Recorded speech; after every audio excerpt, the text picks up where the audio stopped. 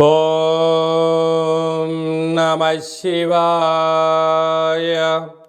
ఓం నమో నారాయణాయ.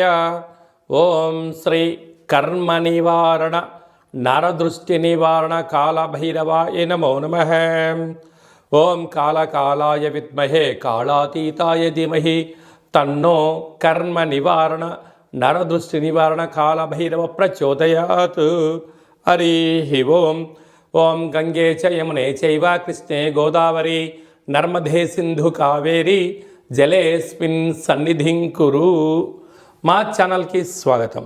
చూస్తున్న వీక్షకులకు ప్రేక్షకులకు ప్రియ కాళభైరవ భగవద్బంధులకి స్వాగతం పలుకుతూ మమ్మల్ని ఎంతగానో ఆదరిస్తూ ఉండబడినటువంటి ప్రియ సోదరీమణులకు సనాతన ధర్మ సంరక్షకులకు అలాగనే జ్యోతిష్య అభిమానులకు పుష్కర స్నాన ప్రియులకి స్వాగతం పలుకుతూ అందరికీ ఈ యొక్క నర్మదా నదిలో ప్రవహించేటువంటి నదికి ఈ సంవత్సరము పుష్కరాలు వస్తున్నాయి కనుక మనమందరం కూడా పుష్కర స్నానాన్ని ఆచరింపచేసుకుందాం. దేవగురు బృహస్పతి యొక్క ఆశీస్సులు పొందుదాం. ముక్కోటి దేవతల యొక్క ఆశీస్సులు పొందుదాం. గతించినటువంటి పెద్దవారందరికీ అక్కడ పిండ ప్రధాన కార్యక్రమాలు చేసుకొని వారి ఆత్మలను తృప్తిపరచుకొని వారు ఎప్పుడైతే గతించిన వారు ఆత్మ ఎప్పుడైతే తృప్తి చెందుతుందో మనందరికీ శ్రీరామ రక్ష కనుక వారి ఆశీస్సులు పొందే ప్రయత్నం చేద్దాం.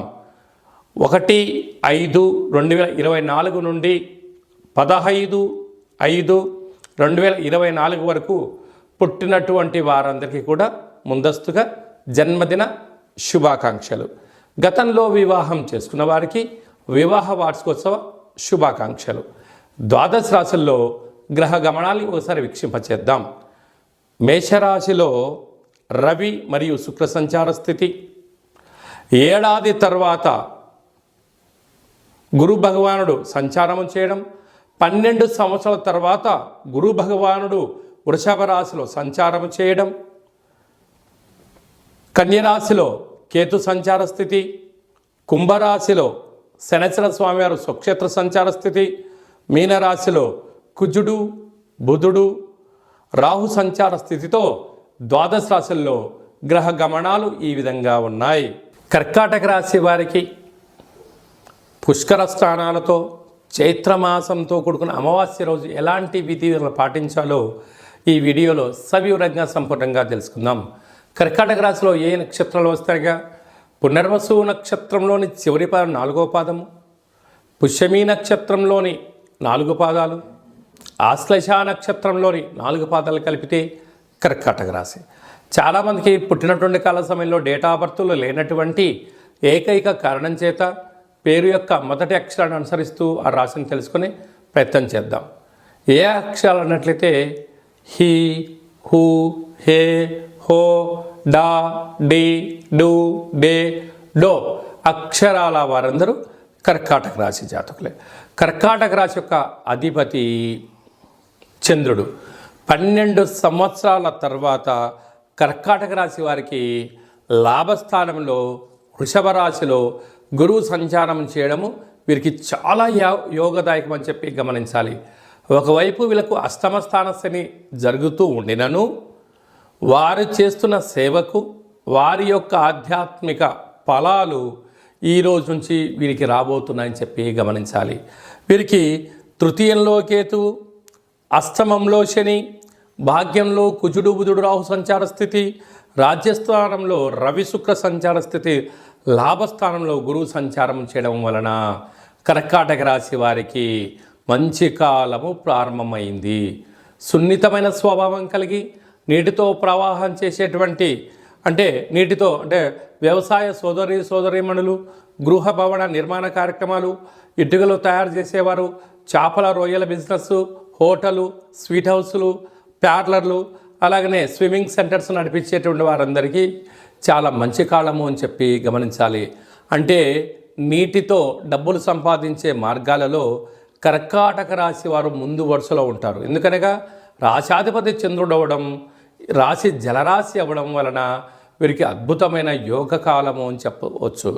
కనుక ఒకవైపు అష్టమ స్థానంలో శని సంచారం ఉంది కనుక మీ జన్మ నక్షత్రం రోజున అష్టమి తిథి, పూర్ణిమ తిథి, అమావాస్య తిథుల యందున దూరావాయు జల ప్రయాణాలు పెట్టుకోకపోవడం, మౌనంగా ఉండడం, శాంతంగా ఉండడం, చేస్తున్న ప్రతి పనిలో ధర్మబద్ధమైనటువంటి భగవంతుడి యొక్క నామస్మరణ మీరు చేయగలిగినట్లయితే అన్నింటా విజయం మీ సొంతం అవడానికి అవకాశాలు ఉన్నాయి. కనుక చిన్న చిన్న విషయాలకు గొడవలు వద్దు.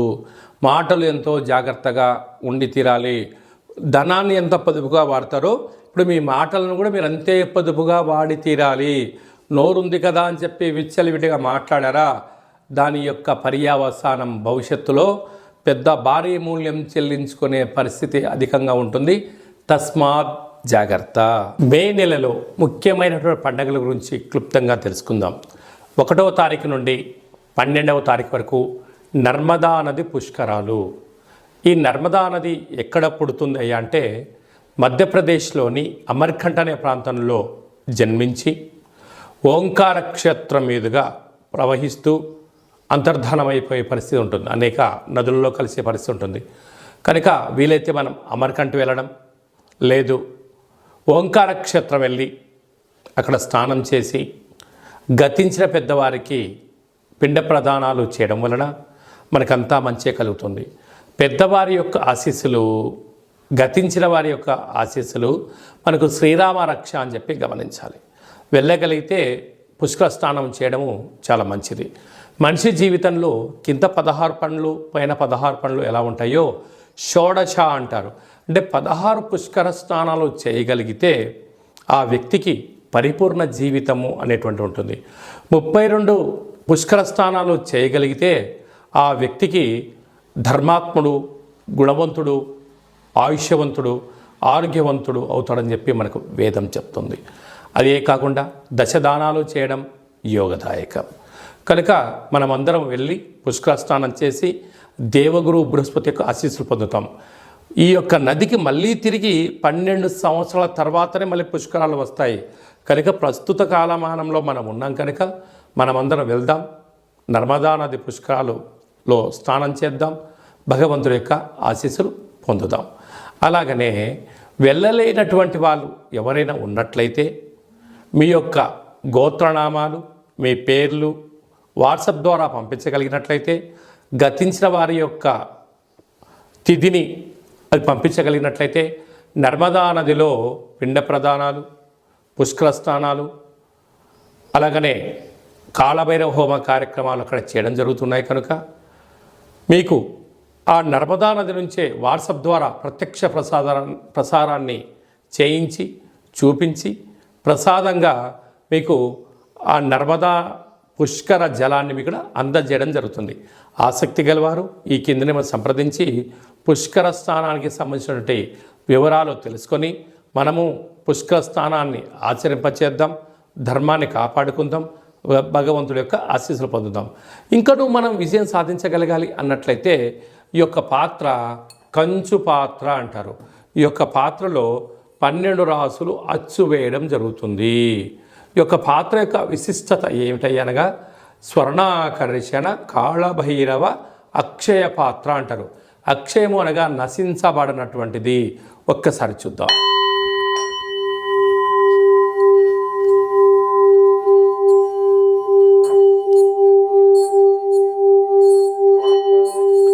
ఈ యొక్క శబ్ద తరంగాల ద్వారా గృహంలో జ్యేష్ఠాదేవి బయటికి వెళ్ళి గ్రామంలో సంచరించేటువంటి మహాలక్ష్మీదేవి అమ్మవారు మన ఇంటికి రావడం జరుగుతుంది.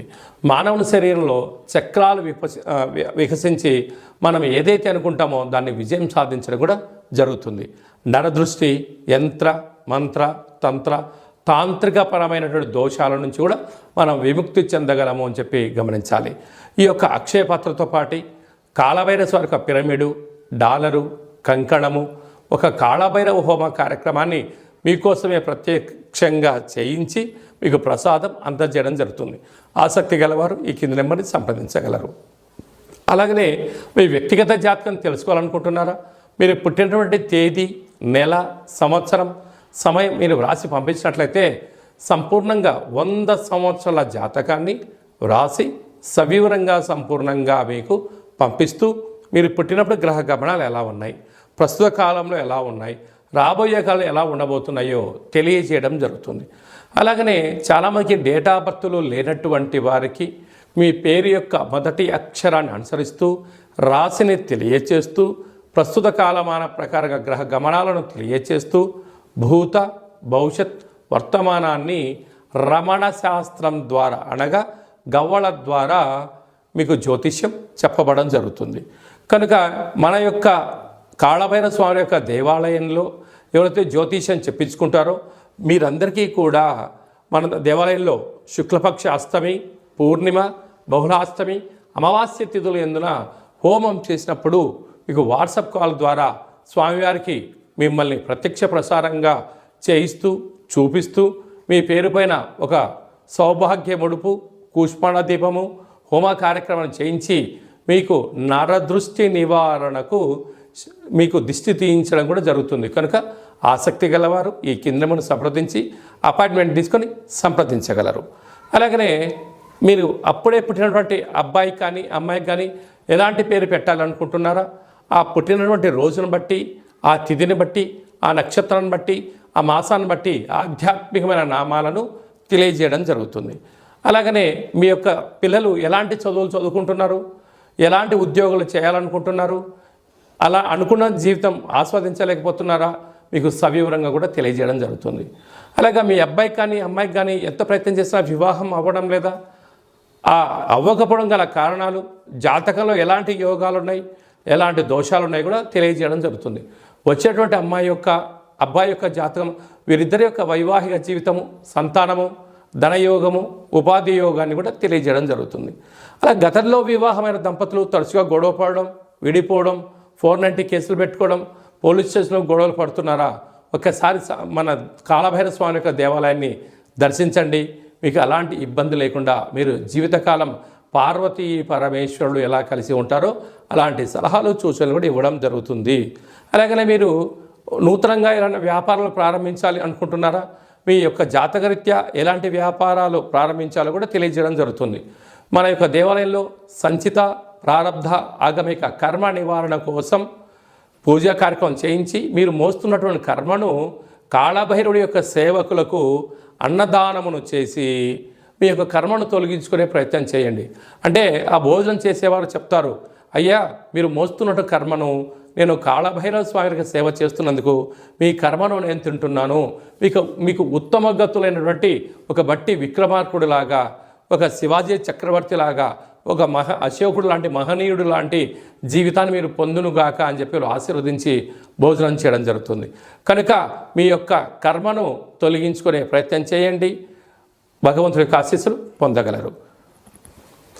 ఓం శతమానం భవతి శతాయు పురుష సతేంద్రియ ఆయుష్యేవేంద్రియే ప్రతిష్టతి ధనం ధాన్యం బహుపుత్రలాభం శత సంవత్సరం దీర్ఘమాయు సర్వే జనా సుఖినో భవంతు లోకా సమస్తా సుఖినో భవంతు. సర్వం శ్రీ నర్మదా నది బృహస్పతి దేవత అనుగ్రహ అచితాంగ కాళభైరవ రుద్రదేవత అనుగ్రహ ప్రసాద సిద్ధిరస్తు తదాస్తు. ఈ వీడియో మీకు నచ్చినట్టయితే లైక్ చేయండి, షేర్ చేయండి, మా ఛానల్ని సబ్స్క్రైబ్ చేసుకోండి. మేము చేస్తున్న ఆధ్యాత్మిక వీడియోలు మీకు ముందస్తుగా నోటిఫికేషన్ రావాలి అన్నట్టయితే మా ఛానల్ని సబ్స్క్రైబ్ చేసి పైన ఆల్ అనే బటన్ ప్రెస్ చేసి గంట సింబల్ కూడా ప్రెస్ చేయండి. భగవంతుడి యొక్క ఆశీస్సులు పొందండి, హిందూ ధర్మాన్ని కాపాడండి.